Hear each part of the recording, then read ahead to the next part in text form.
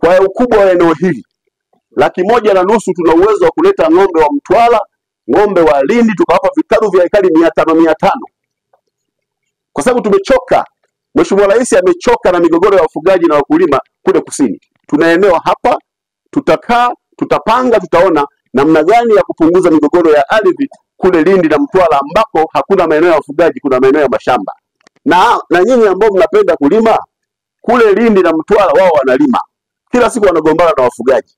Mnaweza kuhamia kule, mkanunua mashamba, mkawapisha wafugaji au mkabadilishana, mkaenda kule wenyewe wakarudi huko. Nchi hii ni kubwa. Tuna mifugo mingi ambayo haina pa kwenda.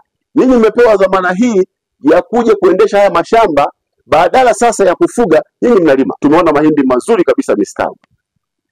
Vizuri yako kilo hiki. Mengine tumeenda mbele zaidi yanakaribia kuvunwa. Mnalima. Haya mashamba sio ya kilimo.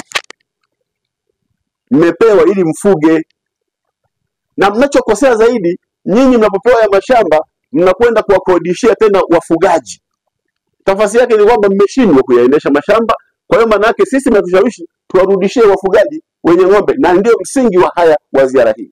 Kwamba kwa kuwa wafugaji wanatangatanga nchi nzima, ni mara 100 tukaalika wafugaji kutoka Lindi. Kama hawa wameshindwa, tuwalike kutoka Lindi ambako wanasumbua mashamba ya watu, Mtwara wanasumbua mashamba ya watu. Kumbe kuna shamba lao hapa kubwa halina kazi. Sasa naagiza NALCO, maelekezo ya serikali.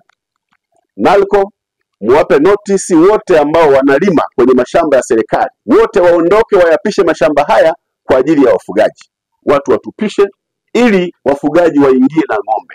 Sehemu ya mkataba ni business plan. Ukisoma mkataba wako vizuri, lakini vinginevyo kwa mkataba uliopo hairuhusiwi mwekezaji yoyote wa ndani ya vitalu kufanya jambo lolote tofauti na uwekezaji wa mifugo.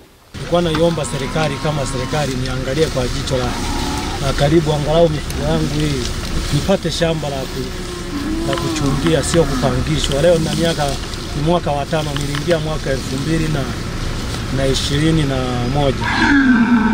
Mpaka leo ni mwaka wa 5. Nalipia hiyo kodi. Alafu naishi sasa, ukikaa hapa mashamba, ukiona mbolea imeenea sana, ananihamisha pale, anaanza kulima. Nahamia sehemu nyingine, ananionyesha tena sehemu nyingine kwamba sogeza mazizi huko. Yaani watu wenye ng'ombe wananyimwa mashamba, na ndio ugomvi wangu mkubwa sana na wenzangu. Kuja Mhunda anapangisha shamba la serikali, hata kodi halipi. Huyu mzee anadaiwa milioni 278 na serikali, halipi na anakodisha kulima. Sasa mashamba watu wamejimilikisha. Meneja mwenyewe amekiri kwamba kule siruhusiwi kwenda, yaani nikienda nitarudi sina miguu. Ndani ya hili shamba la mifugo, lakini na hawa wawekezaji wenzetu ambao ndio wanafuga ng'ombe wanawazuia watumishi wa umma kutekeleza wajibu wao ndani ya eneo la serikali. Na mimi nimelichukua ili nitamfikishia Mheshimiwa Mkuu wa Mkoa.